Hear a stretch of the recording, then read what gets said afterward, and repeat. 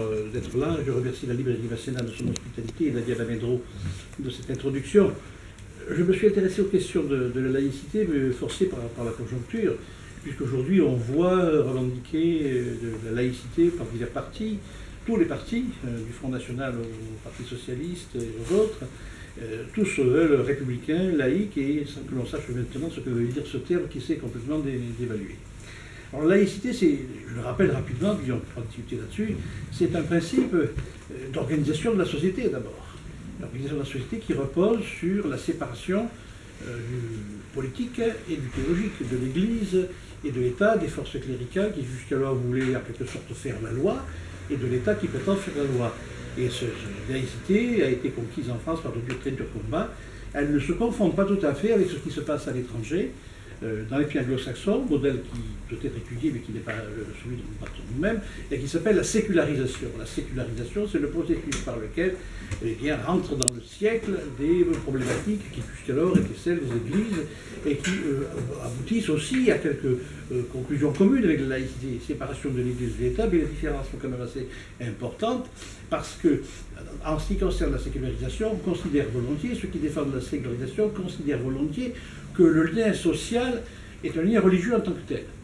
C'est-à-dire, donc, en définitive, il a besoin d'un garant extérieur qui s'appelle Dieu, et ça n'est pas un hasard non plus si, par exemple, aux États-Unis, le président des États-Unis, lorsqu'il est élu et investi, jure par la Bible. Ce n'est pas un hasard non plus si, sur le dollar, nous avons la formule « In God we have trust », nous avons confiance en Dieu. Donc la sécularisation implique un détachement du pouvoir politique, du pouvoir religieux, mais néanmoins garde cette idée que le lien politique ne peut pas être fondé s'il n'y a pas une référence religieuse. L'originalité de la laïcité à la française, qui est liée à de très durs combats, qu'il ne faut pas oublier tout le mouvement des Lumières, qui commence au XVIIe siècle. Les Anglais ont pour référence Locke, nous n'avons pas pour référence fondamentalement Locke, nous avons plutôt Spinoza, qui a été actif en France plus autant qu'en Angleterre, et nous avons ensuite Diderot, Condorcet, ce qui viendra après, et donc en 1905, la séparation de l'Église et de l'État, l'école laïque et républicaine avec Jules Ferry, et ce mouvement donc, qui a été assez strict sur la séparation de l'Église et de l'État. Bon, ça c'est la laïcité à la française. Cette laïcité à la française, il y a eu plusieurs manières de la connaître, de la développer, et c'est aujourd'hui ceux qui défendent simplement l'idée qu'il y a une séparation de l'Église et de l'État disent un truisme, parce qu'on s'aperçoit qu'il y a des sociétés où les églises reviennent en force et cherchent à repénétrer dans l'État. Je cite un exemple qui est le cas de l'Italie. À l'Italie, vous savez très bien que, vous devez savoir que, par exemple, en ce qui concerne l'interdiction, la possibilité pour les femmes de ne pas accepter les grossesses indésirées, il y a eu, sous mandature pontificale, l'obligation faite aux médecins, au personnel catholique, de ne pas prendre en compte les femmes qui veulent avorter, qui veulent se débarrasser de enfants non désirés. Et l'Église est même allée jusqu'à préconiser le droit de résistance passive, de désobéissance passive, qui est fondé en conscience. On n'est pas là en France, ça peut être comme ça peut venir en France. Alors en France, nous ne sommes pas dans cette situation-là, nous sommes dans une démocratie beaucoup plus claire, et cette liberté qui est l'autorisation des pouvoirs politiques, elle implique que le lien social n'est pas un lien théologico-politique. La véritable question se reposera après, mais pour l'instant, il y a cette idée qu'il y a une séparation nette du logique et du politique. Le deuxième principe de laïcité qui est fondamental, sur lequel il ne faut jamais transiger, parce qu'il y aura toujours des formes de compromis, c'est cette idée que la liberté de penser, la liberté de conscience sont des choses sur lesquelles notre société est fondée, auxquelles on ne peut pas renoncer. Ensuite, il y a l'organisation des pouvoirs qui vise la liberté, c'est une chose importante, mais fondamentalement, c'est la liberté de conscience, la liberté de penser, la liberté de philosopher, la liberté d'avoir une religion, d'avoir une religion de son choix, la liberté aussi de ne pas avoir de religion du tout, d'être athée ou incroyant. Donc ça, c'est quand même ça le fond de la religion, de la laïcité la française. Dans les sociétés anglo-saxonnes, les individus qui n'ont pas de croyance sont considérés avec beaucoup plus de suspicion que dans la société française, où malgré tout, ceci a été acquis par ces très durs combats. Donc, ceci rappelé, la laïcité était susceptible de moins de trois interprétations. Quand je dis cela, les partisans français de la laïcité disent que je viens de dériver, que je participe du mouvement de délaïcisation française, mais je crois que c'est faux. Il y a une laïcité qui a été anticléricale, anti-religieuse et qui a existé en France comme elle a existé ailleurs. Je signale que dans les pays communistes, lorsque les partis au pouvoir, les partis uniques ont voulu accaparer tous les pouvoirs, qui se sont posés à l'instance qui détiennent le sens de la vie, la puissance de la planification centrale et l'unicité politique, il y a bien eu comme une espèce de transfert du religieux sur le politique à la politique de la religion. À ce que menait l'Église catholique, a succédé une religion de la politique dont les résultats ne sont pas mieux. Donc, en ce sens, aujourd'hui, nous ne pouvons pas, et certains qui défendent la laïcité pourront en faire une laïcité de ce type, une laïcité anti-religieuse, irréligieuse, se trompent. Je crois que la liberté de croyance est accordée à tous. Donc, il y a possibilité toujours d'un laïcisme, qui en France, aujourd'hui, dans le temps qui court, prend souvent la forme du refus d'autres religions, du refus de l'intégrisme, comme par de l'intégrisme musulman, pour ne pas le citer, qui empoisonne l'atmosphère, et ça n'est pas fini, ça ne fait que commencer. Et ensuite, une deuxième possibilité, pour la laïcité d'être remise en question, c'est la laïcité d'accommodement. À savoir qu'on considère que la religion existe, les gens ont le droit de croire, que le pouvoir politique doit prendre en compte ce qui existe, les gens naissent, ils ont une appartenance, il faut prendre en compte l'appartenance. Et l'appartenance dans un pays comme la France a été longtemps donc la catholicité, être catholique. Être français, c'était être catholique. Alors là, je crois que d'une certaine manière, il faut être très vigilant aussi sur ce principe d'appartenance. Le principe laïque affirme que nous n'appartenons à rien, à personne. Le principe de liberté, s'il n'est pas un principe d'appartenance religieuse, n'est un principe qui nie l'appartenance en tant que telle. C'est un principe qui présuppose qu'il peut y avoir une société d'individus libres et égaux. Bon, ça, c'est un vrai problème. À savoir la laïcité d'accommodement qui, en France, a pu faire parler d'une catho-laïcité. Vous savez très bien qu'en France, en Alsace, en Moselle, il y a donc une non-séparation de l'Église de l'État, que les prêtres sont dans les religieux reconnus, qui ont fait des écoles sur les liés de l'État, et que la laïcité à la française n'est pas passée. C'est une situation à l'allemande, anglo-saxonne, qui vient d'une autre histoire. Bon, alors la question qui nous est posée aujourd'hui, c'est, je vais discuter, parce que vous n'êtes pas là pour assister à une conférence à Tobo. La question qui nous est posée est la suivante. Dans une société qui est irréversiblement multiculturelle, irréversible, vous imaginez qu'en mettant à la porte tous les étrangers, nous allons retrouver une identité, une appartenance pure, c'est un pur fantasme, un fantasme meurtrier. Donc il faut absolument que nous puissions intégrer, que la laïcité à la française intègre l'existence de la pluralité d'appartenance de peuples, d'ethnies ou d'individus dont les origines sont extrêmement différentes. Et le problème qui est posé, c'est simplement, non pas celui de la tolérance, tolérer la croyance d'autrui, lui accorder son droit de culte. Et d'ailleurs, en France, ça pose des problèmes, parce que toutes les villes n'ont pas accepté qu'il puisse y avoir des mosquées qui doivent être payées par les croyants eux-mêmes et pas par l'État, mais qui doivent être légitimement ou légalement possibles. Donc ça, c'est un problème qui est posé, à savoir une société multiculturelle qui est liée à la mondialisation, l'argent circule, les technologies circulent, les hommes circulent aussi, les marchandises circulent. Il est absolument illusoire de penser que les flux vont arriver dans un monde profondément inégal, inégalisé par la structure des rapports économiques qui oblige des masses entières bien à entrer dans la pauvreté, ou bien alors à raison des conflits géopolitiques produisent un exil politique. Il est bien évident que si nous fermons nos frontières et que nous voulons défendre que la laïcité, c'est simplement une laïcité comme un bien patrimonial, je suis français, je suis laïque, comme si c'était la propriété de quelqu'un. La laïcité n'est pas une propriété substantielle, c'est une relation. Donc, alors vous voyez très bien qu'aujourd'hui, dans une société multiculturelle où la coexistence des populations se pose, la redéfinition de la laïcité se pose. Elle ne doit être ni une laïcité laïciste, ni anticléricale, violente, etc. Une religion politique de substitution, ce que ça peut être. Je ne dis pas que ça l'est toujours, ça n'est pas, ni une laïcité d'accommodement qui consiste à céder à tout le monde jusqu'à avoir dans une société la pluralité de plusieurs droits. Vous imaginez une société où le droit public, le droit privé serait différent, où nous reconnaîtrions, nous par exemple, c'est une tendance qui existe dans les pays anglo-saxons, il y a une justice privée qui est reconnue en Angleterre, et comme si les gens peuvent régler leurs conflits en passant par leurs propres autorités religieuses, alors qu'en France c'est impensable, même s'ils règlent entre eux leurs conflits, en tous les cas ça n'est pas reconnu par la loi. Et ça c'est extrêmement grave. Donc il y a là un grand danger. Vous imaginez en particulier ce qui concerne le statut des femmes, ce que signifie la reconnaissance d'une pluralité juridique en droit privé des relations avec les femmes. Donc vous voyez que nous sommes sur un fil du rasoir, et aujourd'hui la laïcité doit être redéfinie en fonction de ce fil du rasoir, ni basculer dans le laïcisme identitaire, et c'est un des paradoxes de la laïcité qui présuppose l'universalité de l'homme, abstraction faite de ses appartenances, de présupposer que la laïcité c'est un bien patrimonial qui caractérise les Français et que n'auraient pas les Arabes. C'est-à-dire qu'on a une laïcité qui se détruit elle-même. La laïcité ne peut pas être identitaire. Elle est par définition quelque chose qui détruit les identités de naissance et qui ouvre notre espace, un espace qui n'est pas un espace d'appartenance, mais un espace de confrontation entre les individualités. Bon, ça c'est la première remarque que je veux faire. Et la deuxième remarque que je veux faire, c'est qu'il ne faut pas idéaliser la situation actuelle.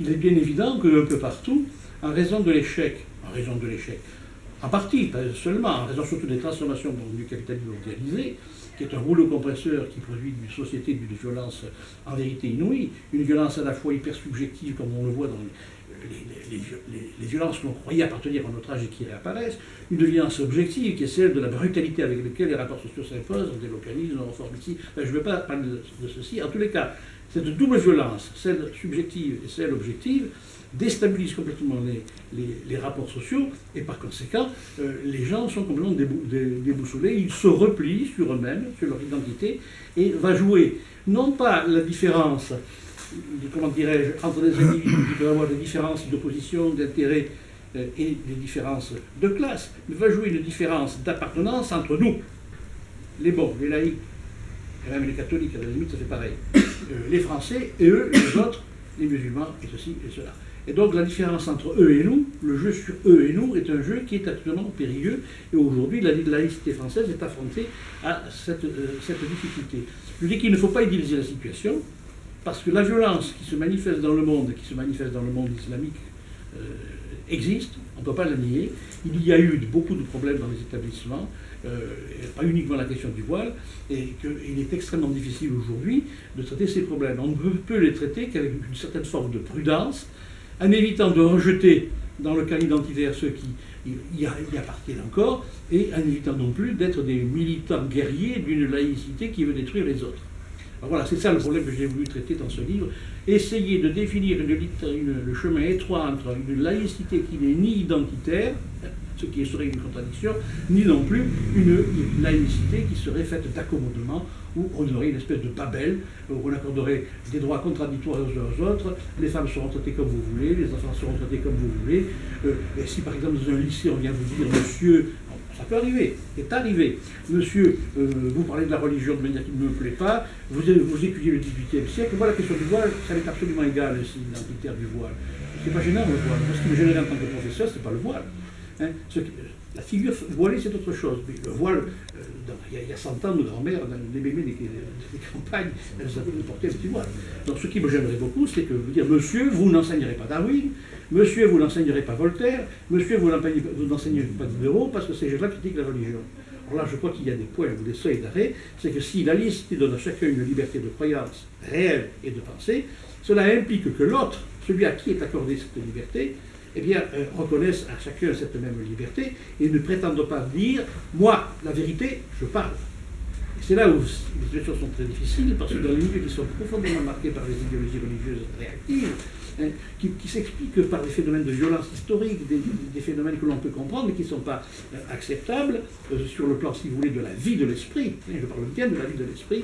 En ce compte-là, vous ne pouvez plus travailler, vous ne pouvez rien faire. Si on donne à des communautés le droit de dire que vous interdirez on interdit de parler de ceci, on interdit de parler de tel ou tel auteur, on ne peut pas accepter cela. Alors vous voyez que le fil du rasoir est très grave. Vous êtes dans une classe, en tant que prof, quand j'ai été professeur, si vous avez des femmes voilées, qu'est-ce que vous faites?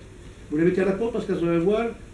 Parce qu'on a une loi qui, d'ailleurs, à mon avis, est une erreur, qui est une loi d'ordre public, de sécurité publique, parce qu'il y a eu des incidents, l'a voulu. Non, c'est pas de la laïcité. Vous avez quelqu'un qui vous dit que vous ne parlerez pas de Darwin parce que Dieu a créé le monde en 7 jours et que Allah ou Yahvé doit être pris à la lettre. Vous ne parlerez pas de Voltaire parce qu'il critique la religion. Là passe effectivement cette idée qu'on a droit à la liberté de critique. Alors, cela veut dire que, en France, si l'on veut qu'il y ait pas une paix, mais une coexistence possible entre ces diverses communautés, il faut essayer de dépasser le multiculturalisme, qui est la multiplicité des croyances ajoutées les unes aux autres, additionnées les unes aux autres, sans qu'il y ait un point commun. La question, c'est comment faire du commun avec le multi, comment passer du multi à interculturalisme. Or, nous sommes bien loin dans nos sociétés de faire de l'interculturalisme. Et comment, dans des quartiers difficiles, arriver, en quelque sorte, à trouver ce qu'il y a de commun entre les uns et les autres, et comment on le fait. Je prends un exemple, l'exemple des langues. Il est absolument normal que dans un pays comme la France, où l'on veut restaurer, réinventer des langues régionales, moi je n'ai rien contre. Personnellement, je n'ai pas envie que Kant soit vernissois, très franchement, ça ne m'intéresse pas. Hegel encore moins, d'ailleurs, ça serait rigolo de voir ça, cette horreur. Il est quand même anormal de voir que dans ce pays, il n'y a pas un enseignement, alors que la population d'origine musulmane est très importante, il n'y a pas un enseignement de l'arabe donné aux enfants qui viennent de ces milieux. Il est, si on veut véritablement, comme on dit dans un mot, intégrer, si l'on veut qu'il y ait une coexistence des communautés, la première chose à faire, c'est face à ces populations qui ne parlent pas le français, c'est en direction des familles de leur apprendre le français, pour que les enfants puissent être en quelque sorte bilingues, et qu'eux-mêmes puissent comprendre ce qui se passe. Ça, c'est de l'interculturel, un début d'interculturel. Or, nous en sommes qu'au tout début.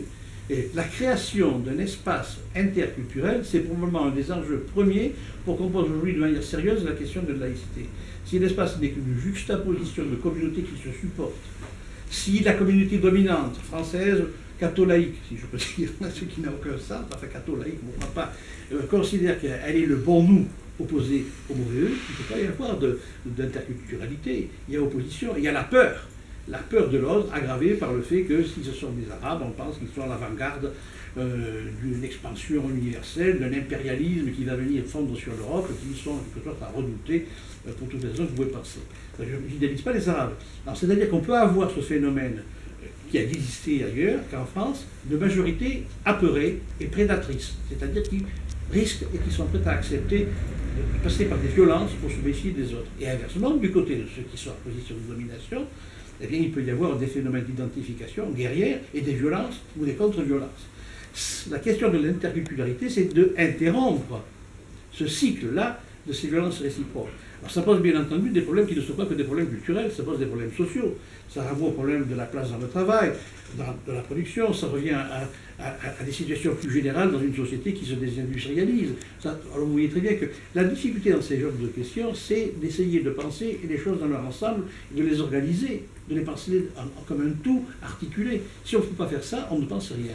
Voilà. Alors dans ce que je parle un peu aux dévotés, si vous m'excuserez, ce que j'ai voulu faire dans ce livre, c'est de trouver une voie permettant de poser ces questions, non pas seulement de coexistence, mais de possibilité de vivre en commun avec des communautés qui sont différentes par leurs croyances, qui sont différentes par les formes de violence ou de domination qu'elles subissent, qu'elles sont différentes aussi par les formes de richesse et de puissance sociale dont elles disposent, et qui, par conséquent, sont en situation de conflit ou de contradiction.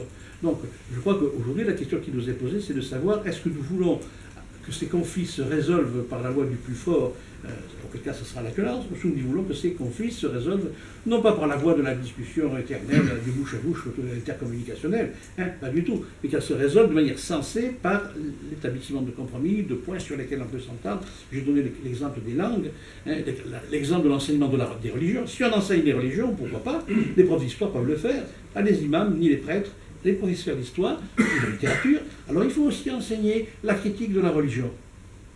Donc on peut enseigner Bossuet et Voltaire, comme on fait, et le faire bien.